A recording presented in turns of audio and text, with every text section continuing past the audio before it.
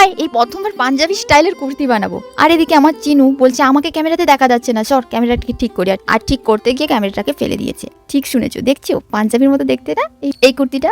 বীরভূম থেকে একজন বোনু আমার কাছে অনেকগুলো ড্রেস নিয়েছিল এইবারে। বোনু এসে বলেছিল আমাকে এক সাদা কালারের একটা ড্রেস বানিয়ে দেবে দিদি, কিন্তু কলার থাকবে। আমি ওকে বলেইছিলাম যে আমাদের যেহেতু সবকিছু কাটিং, তুমি আমাকে অন্তত ড্রেসের কাটিংয়ের একটা ছবি পাঠাও, যেহেতু আমি কোনোদিনও ওই টাইপের ড্রেস বানাইনি। ও আমাকে একটা ছবি পাঠিয়ে দিয়েছিল, আর আমি যথারীতি ওই ছবিটাই আমার বাপিকে দেখিয়েছিলাম। কিন্তু বাপি যখন ড্রেসটা আনে দেখলাম যে কলারের স্টাইলটা একটু ডিফারেন্ট হয়েছে। আর এটা দেখলাম পাঞ্জাবিরই মতো প্রায়, বাট পাঞ্জাবির প্রপার পাঞ্জাবির মতো নয়, কিছুটা চেঞ্জেস আছে ড্রেসটাতে পাঞ্জাবি থেকে, কিন্তু লুকটা কিছুটা পাঞ্জাবির মতো। তারপর ওকে জানাই, ও বললো কোনো অসুবিধা নেই। আমার সব থেকে ভালো লেগেছিল এই বনুর ক্ষেত্রে, ওর কোনো কিছুতে অসুবিধে নেই। ড্রেসগুলো পাঠিয়েছি, হাতাটা একটু ঢিলে আছে। আমি বললাম যে তাহলে তুমি একটু হাতাটা মেরে নিতে পারো, যদি তোমার কোনো অসুবিধে থাকে কোনো এরিয়াতে। একটু বড় করেই পাঠিয়েছি, এ তো পাঞ্জাবি নয়, ঢিলে হয়ে গেলে মারতে পারবে না।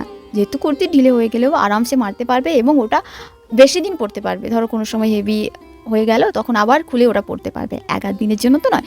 যাই হোক, বনু বললো না আমি এই রকমই পরি গো, আর সব জিনিসটা এত আমার পারফেক্ট এসছে, আমার একদম ঢিলে মনে হয়নি, আমি এমনই পরি। আমার এত ভালো লেগেছিল ওর কথাগুলো শুনে যে কোনো কমপ্লেন নেই, এতগুলো জিনিস আমার পছন্দ মতো করেছে বলতে পারো। ওর কোনো জিনিসে কোনো কিছুতে ডিমান্ড ছিলই না, শুরু থেকেই আমাকে জাস্ট প্রাইসটা বলে গিয়েছে, আর ওর কেমন পছন্দ বা কি লাগতে পারে এই রকম ছোটোখাটো ডিটেলস বলে দিয়েছিল। এটার ক্ষেত্রে যেমন বলে দিয়েছিল সাদা কালারের হবে আর কলার দেওয়া হবে, আর কিছুই বলেনি। ডিজাইন তুমি কি বানাবে না বানাবে এনিথিং সবই তোমার, প্রাইসটা বলে দিয়েছিল এত প্রাইজের মধ্যে করে দিও। এটা একটু বেশি প্রাইজের মধ্যে ও নিতে চেয়েছিল, তাই বলতে পারো অনেক কিছু অ্যাড করেছি। তারপরে ভাবলাম যে লোটাস দিই, কারণ ও একটা দোপাট্টা নিতে চেয়েছিল, আর দোপাট্টাতে আমি লোটাস করেছিলাম। সেটার কথা মাথায় রেখে বলতে পারো ড্রেসটাতে লোটাস দিয়েছি, যাতে ম্যাচিং হয় জিনিসগুলো। আর এমনিতেও বলেছিল যে দিভাই ওড়নাটা এমন করো যেন আমার ড্রেসগুলোর সাথে ম্যাচ করে যায়। সব কিছু মাথায় রেখে ড্রেসটাকেও আমি লোটাস দিয়েছি। আর এই যে গলার কাছে যে প্যাটার্নটা, এটা না কোনো জনে দেখেছি না ইন্সপায়ার হয়েছি।